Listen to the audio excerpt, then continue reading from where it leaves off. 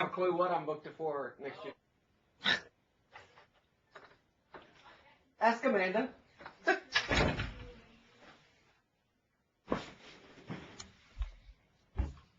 Okay, we're recording now, so we can actually go ahead, Brad. Okay, great.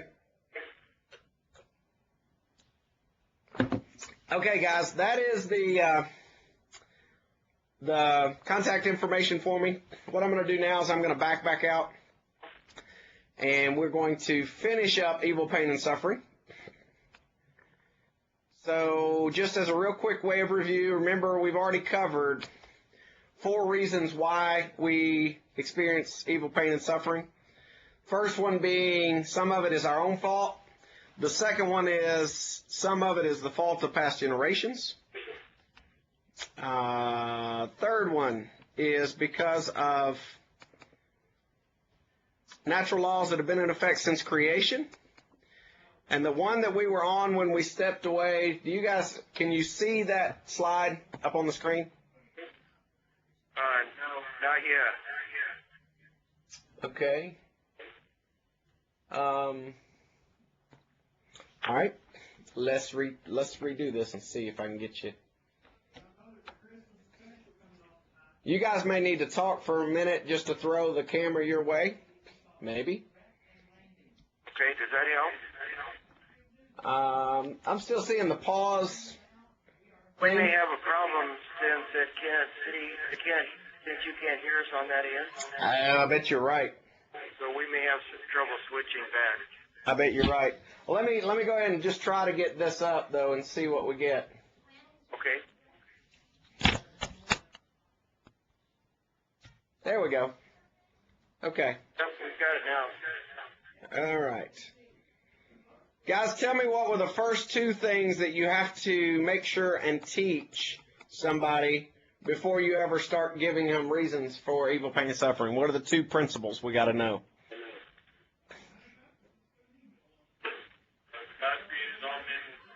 Free will, and God is not a respecter of persons. Okay, the fourth reason God allows some suffering is that some of it's beneficial.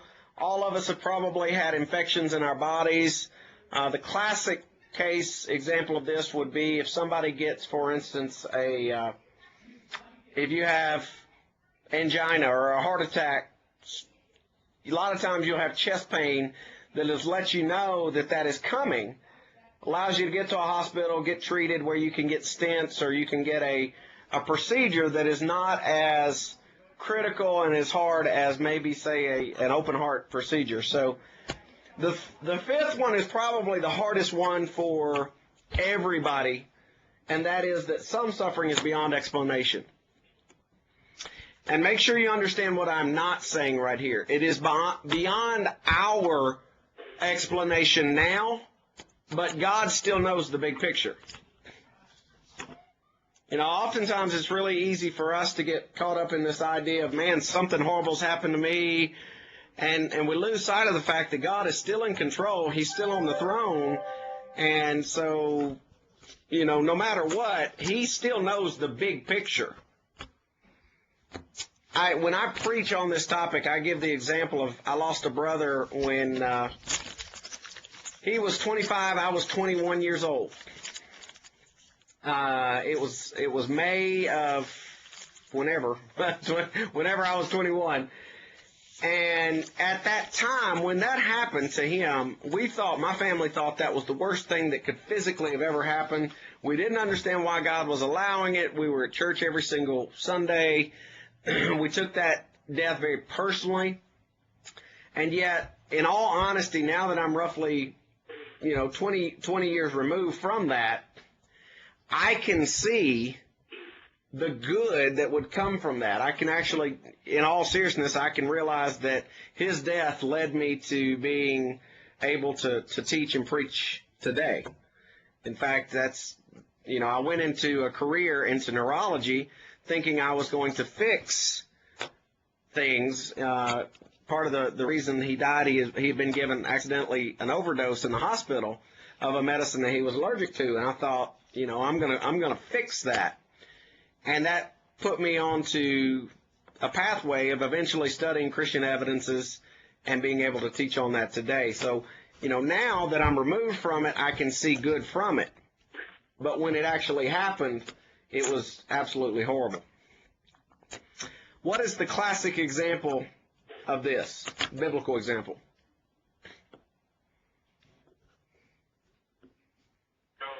Absolutely, Job. And guys, never ever lose sight of the fact that when you are either preaching about Job or reading Job or teaching Job, Job had all this stuff happening to him. And we know how the story ends up. We know that everything is returned to him twofold in the end. Job did not realize that. He had to physically live what was going on. And so, for him, it was beyond explanation. He couldn't figure out, why is this happening? Point out James chapter 1, verses 2 and 3 help us to see part of the answer, and that is, my brethren, count it all a joy when you fall into various trials, knowing that the testing of your faith produces patience.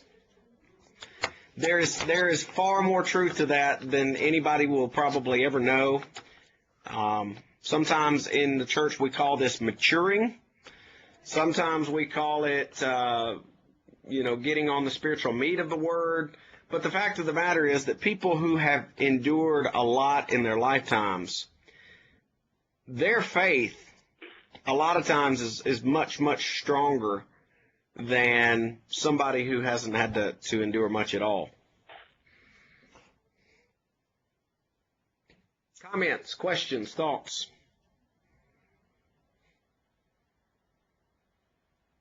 Okay, instead of blaming God for pain or denying his existence, we should be looking to him for strength and let tragedies remind us that this world was never intended to be our final home. I think everybody in here knows that evil, pain, and suffering can either drive you closer to God or it can put a wedge in between.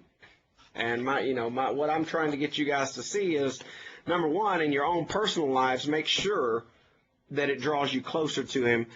But also when you teach and you counsel people, make sure that you realize, hey, this could be something that is a wedge between them and God, or they can use it for good. They can actually draw closer to him. The fact that the Son of God was subjected to incredible pain and suffering proves that God does love and care for us, his creation. He could have abandoned us to our own sinful devices, but instead, as Romans 5, chapter 5, verse 8 says, God demonstrates his own love toward us, that while we were still sinners, Christ died for us. I'm going to show you this real quickly, just in a matter of a few minutes, just because I think it's a very powerful lesson. And normally when I preach and teach on evil, pain, and suffering, I immediately will go into the death of Christ. And so what I will do at the end, let's say I've been up preaching for 15, 20 minutes on 5 reasons why God allows evil, pain, and suffering. I then will start talking and literally walk through from the Garden of Gethsemane to Calvary, and do what I would call an investigation of the death of Christ. And I go step by step, and we talk about the fact that his sweat was, as it were, drops of blood falling to the ground. We talk about Judas and the angry mob coming out to arrest him. We talk about that being one of the last miracles where he healed the ear of Malchus, the servant of the high priest. Which, by the way, have you ever thought about the fact that Malchus, he was the servant of the high priest? He had to physically be there, present, all the rest of that night as those trials were going on. You ever thought about that? That here you got a guy who gets his ear cut off. Jesus reaches up, touches him, and heals him. And yet he has got to physically stand there and watch as they perform what I would very much call a sham of a trial for Jesus Christ. And yet the whole time he's sitting there, he had to be thinking, I don't know who this guy really is, but I know I got my ear. Physical insult started. He was marched from Gethsemane back into the city walls of Jerusalem. If you have never, ever studied this, guys, let me strongly encourage you Take some time, put the hours in to find out what happened that night. Number one, it'll make the death of Christ so much more meaningful to you personally. But number two, it will allow you to teach this material on a level that most men can't. John 18, we find out he goes to Aeneas, who was the father-in-law of Caiaphas. And the big point there being that Aeneas was in charge of the tables at the temple that Jesus had flipped over just prior to that. Then he was taken to Caiaphas. Why wasn't he killed by the Jews? What was the problem there?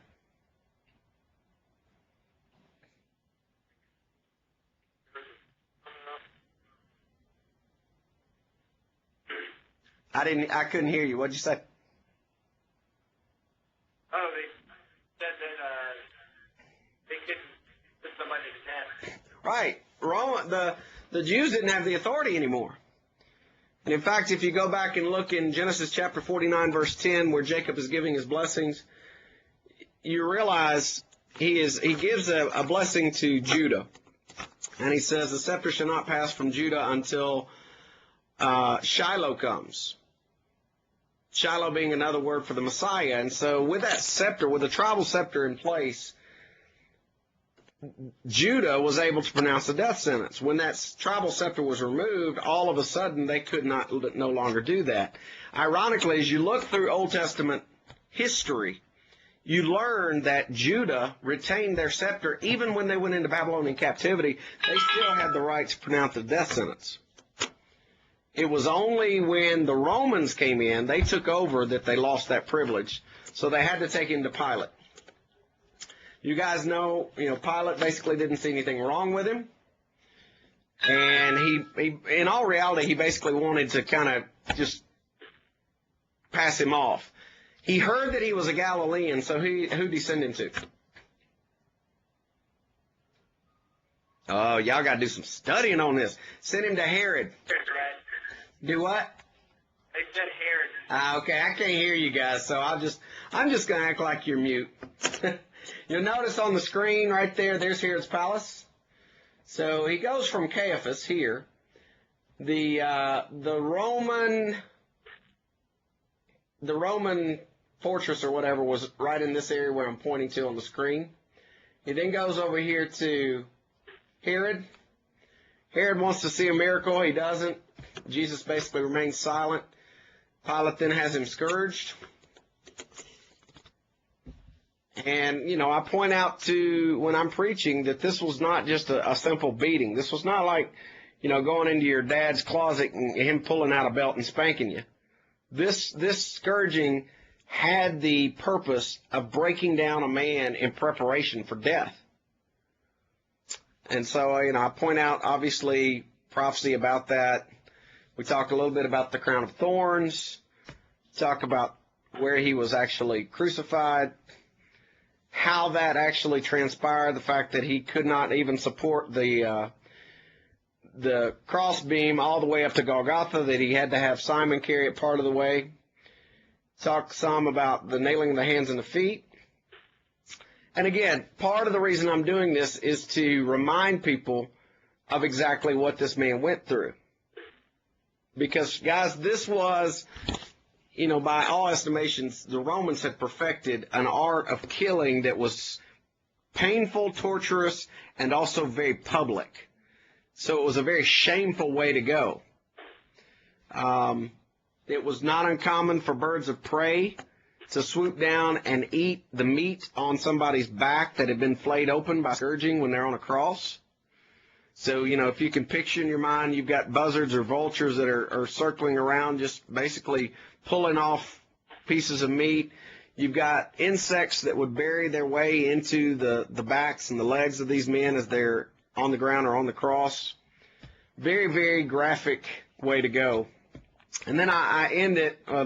You also obviously have a respiration problem that I talk about some. But I end it by trying to show these people that there's two ways to ask the question, why me, God? You can get mad at God. And you can say, why did I lose my job? Or why did my house burn down? Or Why me, God? Why is all this stuff happening to me? Or you can look at what Jesus Christ went through. You can humble yourself, hit your knees, and say, why me? Why in the world would you send your son out of heaven and go to the cross for me? You see how that can kind of be a powerful point if you're trying to teach on the topic of evil, pain, and suffering? Hopefully you're saying yes. I can't hear you, so we'll just act like you did. I am going to now, we're going to finish up today the whole idea about existence of God. If you guys are keeping track, hopefully what you've noticed is we are laying a foundation. Last week, today, we say, okay, how do we prove there is a God? Here's your proof. You got 7 easy proofs. You got 3 logical arguments that you can use to prove there's a God. And oh, by the way, while we're at it, we're going to go ahead and dismiss atheist's strongest argument, that is evil, pain, and suffering. On Thursday, we're looking at the next plank that we have to lay down, and that is, okay, if there is a God, how does he talk to us today? And that is obviously through the Bible, through the inspired book. So we're going to talk about a little bit about, okay, are there contradictions in the Bible? How do we know the Bible is in fact inspired? I want us to finish up today, though, by looking at the last little section on the whole idea of, of atheism. And here we go.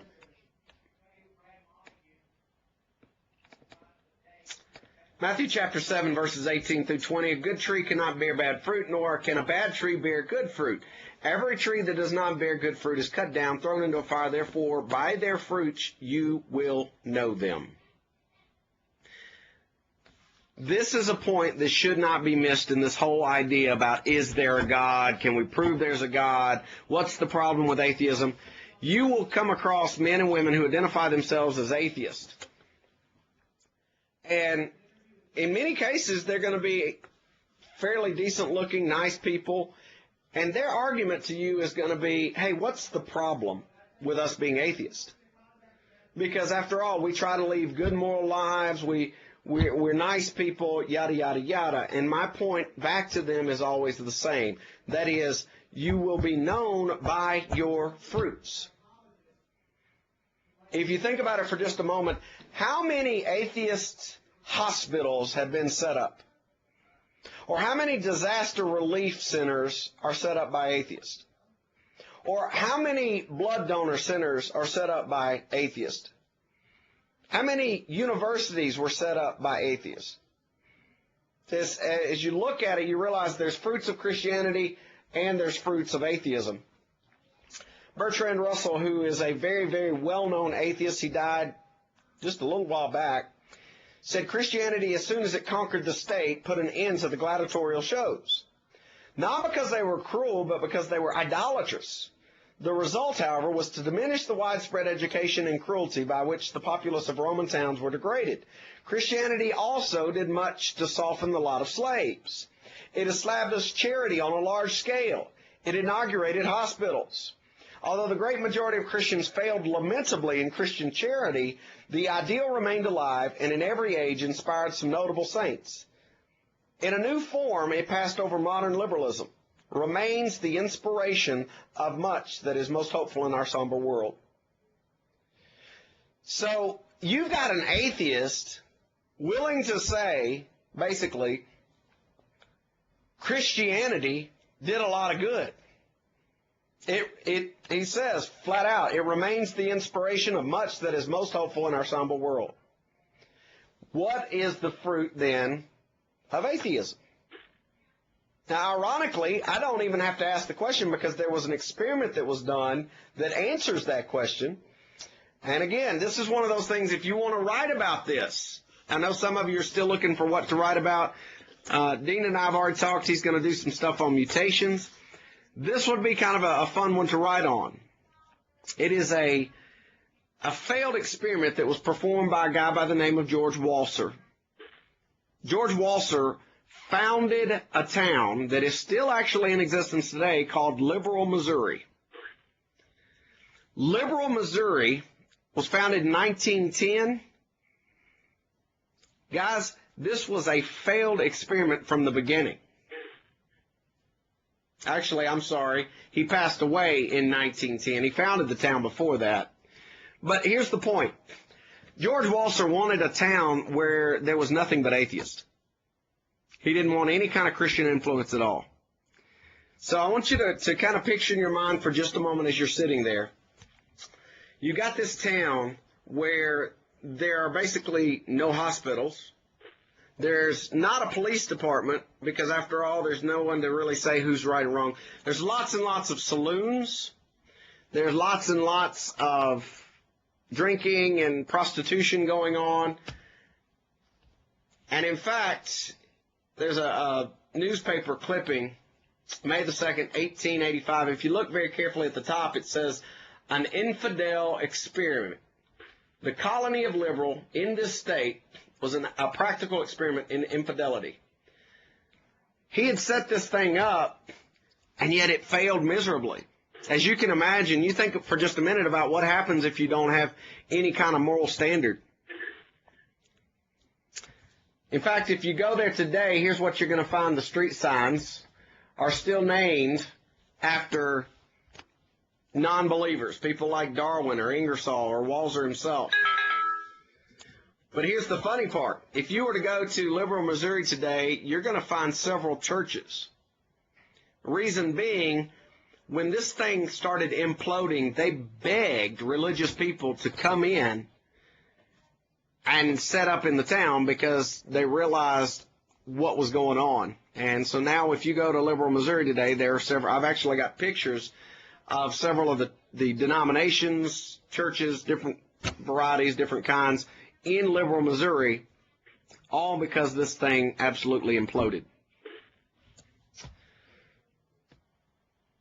Again, Matthew 7, "Beware false prophets who come to you in sheep's clothing, but inwardly they are ravenous wolves. You'll know them by their fruits." So we say, okay, we're talking about the existence of God, whether or not there's a God, why it matters. We ask the question, what about colleges or universities? Are these the byproducts of atheism? What do you think? No. Absolutely not. In fact, I would challenge you. Take a look at the founding documents of places like Harvard and Yale and Williams and Mary College and some of the big-name Ivy League schools. Every single one of them was set up as a place to train preachers originally. Now, I think it's almost ludicrous the fact that Harvard was originally set up as a college to train Christian preachers. I use Christian there loosely, obviously, but the point being they had this college to train Christian preachers, and lo and behold, nowadays Harvard has not only started human cloning, they've got this Origins project where they're dumping millions of dollars to basically prove that we came from some Big Bang explosion.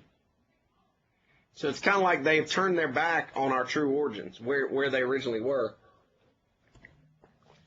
Wilbur Smith said, "Every textbook in the history of education confesses, whatever be the faith of the author, that all of the great educational institutions of our country that can trace their history back to colonial days sprang from religious faith. They were founded upon the great truths of Christianity, and that within their walls the Word of God was honored and given prominent place." What was his name, Brad? Wilbur Smith, in a book called Therefore Stand.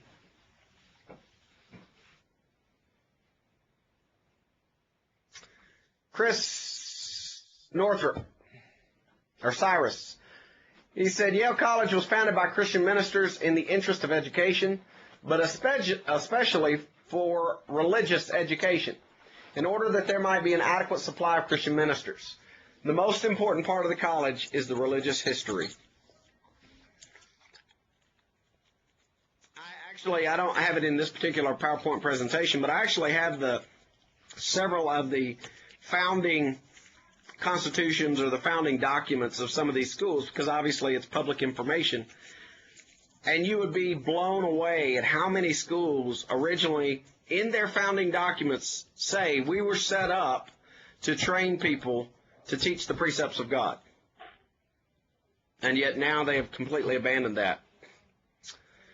Vision was fulfilled 1707 when charter was granted for a school wherein youth may be instructed in the arts and sciences and through the blessings of Almighty God may be fitted for public employment both the church and civil state.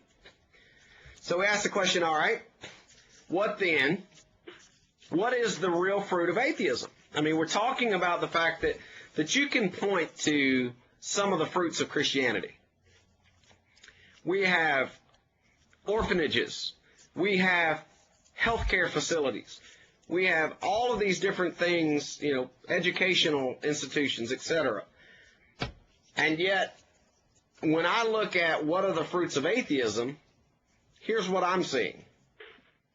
This is the actual crime clock from 2007. You can grab this. In fact, you could probably grab one that's even a little bit more up to date. But in the United States, this is just for the United States, we have a homicide every 31 minutes. We have a rape in the United States every 2.7 minutes. An assault every 7.2 seconds. A theft every 2.3 seconds. Burglary on a home every 9.2 seconds. Domestic violence against a woman every 1.4 minutes. Domestic violence against a man. And see, I'm not even going to say a Tiger Woods joke. Every 6.7 minutes. Child abuse or neglect, one every 34 seconds. Drunk driving kills somebody every 31 minutes. Identity theft every 9 seconds. Elder abuse every 2.7 minutes. And a hate crime every 55 minutes. So here's how I frame this. If I'm debating an atheist or I'm having a conversation with somebody who doesn't quite get it, we just sit down and we say, okay, the Bible says very plainly, you shall not steal. In fact, we can turn to the New Testament, the New Covenant, Ephesians chapter 4, verse 28. Let him who stole steal no longer, but rather let him labor, working with his hands what is good, that he may have something to give him who has need. So not only does the Bible teach people not to steal, it also teaches them to do what? Work for a living. Don't take a handout. So is stealing a fruit of Christianity or a fruit of atheism? Obviously, the answer would be it's not a fruit of Christianity. Now, guys, don't fall into this trap. There will be people who occasionally say, well, I know some Christians who stole, or I know. Obviously, you're all in every group, you're going to have people who do not hold to the precepts of that group. But understand, true New Testament Christians recognize stealing is wrong. Whereas evolution is teaching what? Survival of the fittest. Basically, evolution is, the principle is you need to get your genes into as many ladies as possible in order to keep your lineage going. Adolf Hitler once made the statement, he said, thus there results the subjection of a number of people under the will, often of only a few persons. A subjection based simply upon the right of the stronger.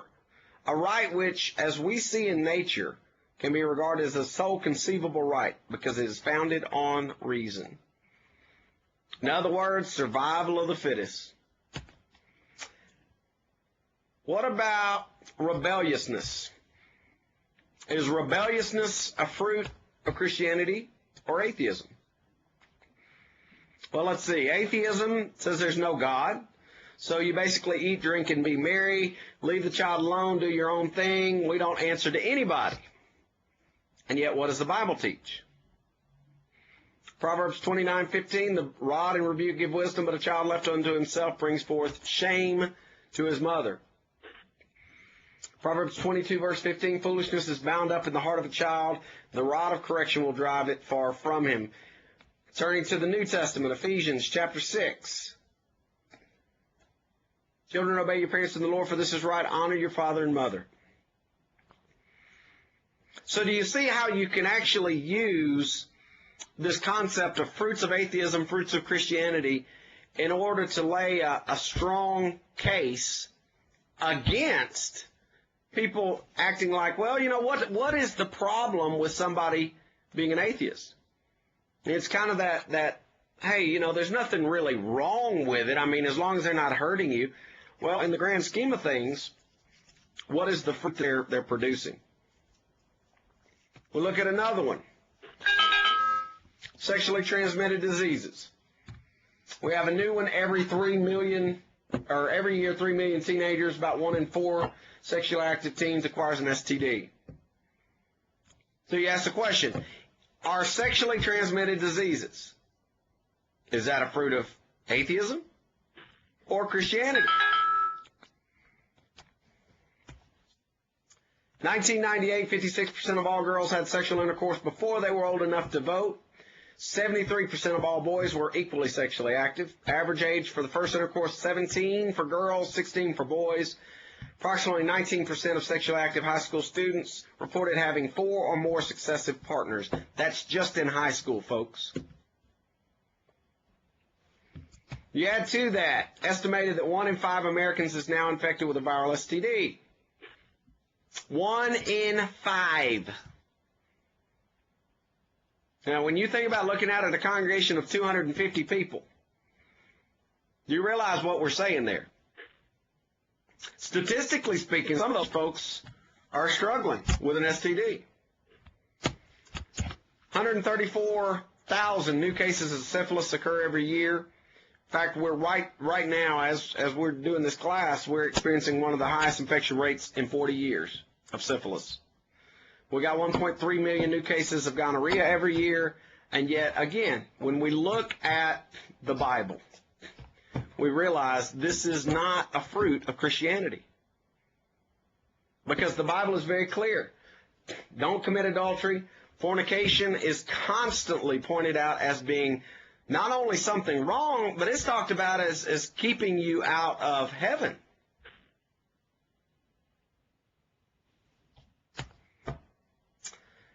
This is a quote from Aldous Huxley.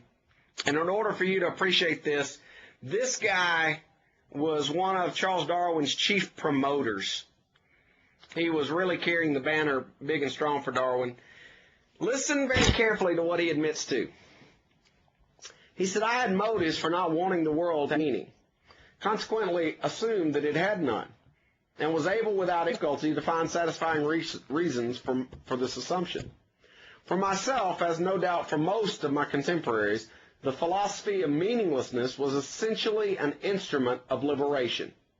The liberation we desired was simultaneously liberation from a certain political and economic system and liberation from a certain system of morality. We objected to the morality because it interfered with our sexual freedom. What's this guy admitting to?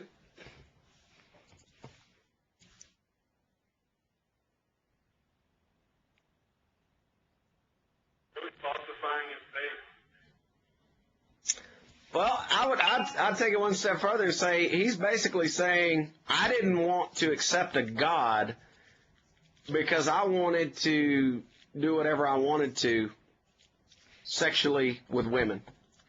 I wanted to live however I wanted to live. Didn't want to have people telling me, to live my life differently.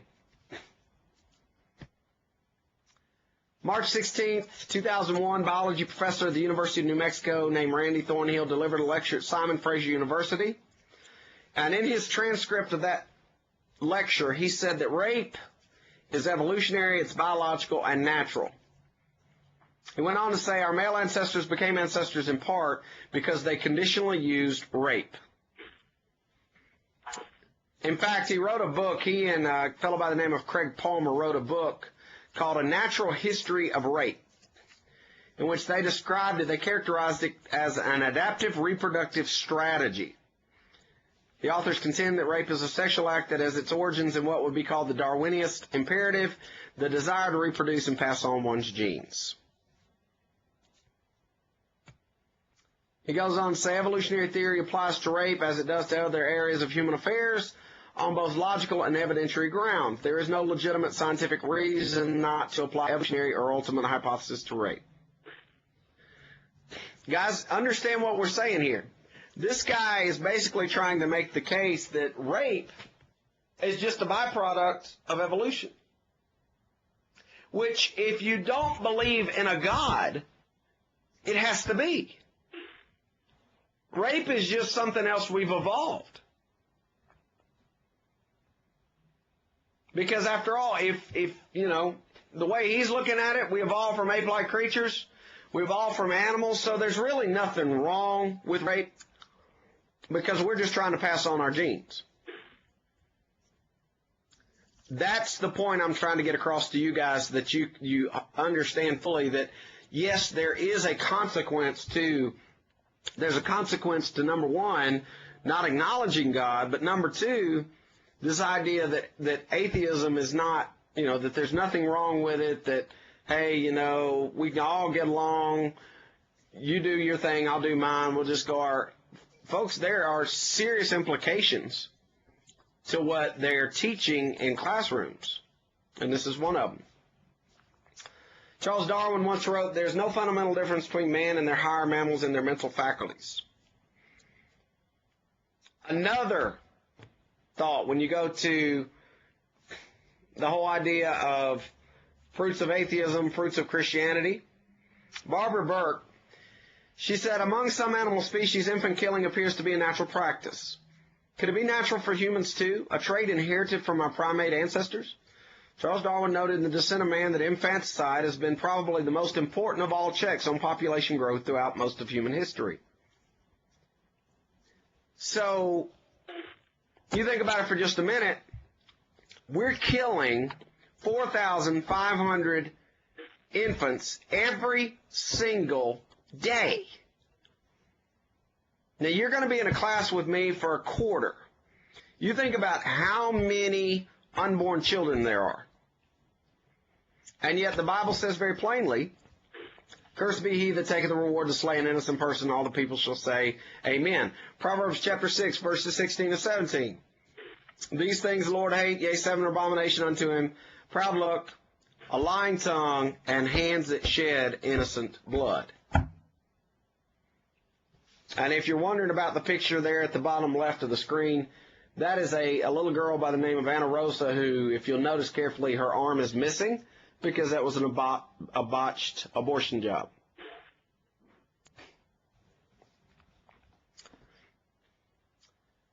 Friedrich Nietzsche wrote a book called Beyond Good and Evil, where he said, "We believe that severity, violence, slavery, danger in the street and in the heart, secrecy, stoicism, tempter's art, devilry of every kind, that everything wicked, terrible, tyrannical, predatory, serpentine in man serves as well for the elevation of human species as its opposite."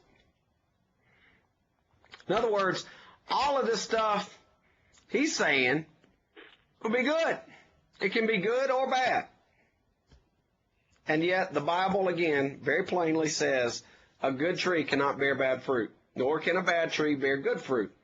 Every tree that does not bear good fruit is cut down, thrown into a fire. Therefore, by the fruits you will know them. I'm going to pull out my video so I can see you guys. Hopefully I can see you guys. Still can't see you guys. That is so horrible. I guess it has to do with the microphone. Actually, now I'm getting the pause thing. Tell me, in your own estimation, why people continue to do some of these things.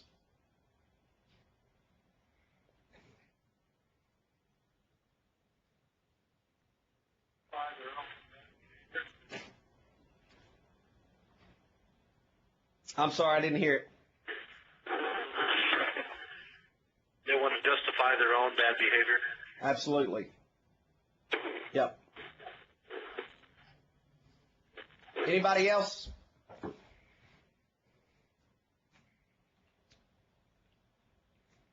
All right, here's what we're going to do. On Thursday, guys, we're going to look at the next plank, and that is, how do we know the Bible is inspired? When you are teaching somebody, whether you are teaching a congregation of 300 or whether you are teaching a one-on-one setting, in my estimation, the progression that we're making right now, the order in which we're making it, is absolutely fundamental. Never, ever, ever assume that your children or that your wife or that a congregation really honestly knows the evidence for God. You'd be surprised how many congregations don't know it. Once you have basically laid that plank down and have encouraged their faith, now you got to turn and say, okay, if there's a God, how do we know what he wants us to do? He doesn't talk to us like he used to. He doesn't walk through a garden with us like he did with Adam and Eve. So how do we know if this God is real? How do we know? How does Brad Harrub in the year 2009 know what he wants from Brad? The answer is through a book. The problem is right now we've got competing arguments with all kinds of groups who are saying, hey, I've got a Book of Mormon or a Book of the Pearl or the Quran or all these other different things out there that are saying this is what you need. In fact, when I was in undergrad school, in fact, this is something you guys ought to do one time just for fun. I worked at a Barnes & Noble bookstore. It was one of those situations where I was spending a whole lot of money buying books. I got a huge discount. I needed some money anyway, so I thought, hey, we'll do a win-win situation here. Work at a place, get some money, get a discount. One of the things I noticed at Barnes & Noble is there are hundreds, and I mean hundreds, every single day of people who come in looking for self-help books. It's one of the biggest sections in most bookstores.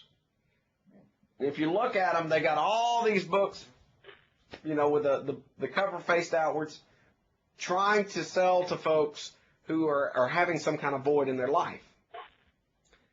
You know, they could clean out every one of those shelves with a single book. The Bible, obviously. But I tell you that to show you, to teach you that we are competing in a time where there's all these other books that are vying for people's attention, saying, hey, here's how you fill that void. Here's how you can fix yourself. Folks, the only thing going to fix them is the Bible. So that's what we're going to do. We're going to look, and bear in mind as we look at that, part of the thing is going to be our kids have been taught tolerance, this idea of we need to tolerate everybody's religious beliefs.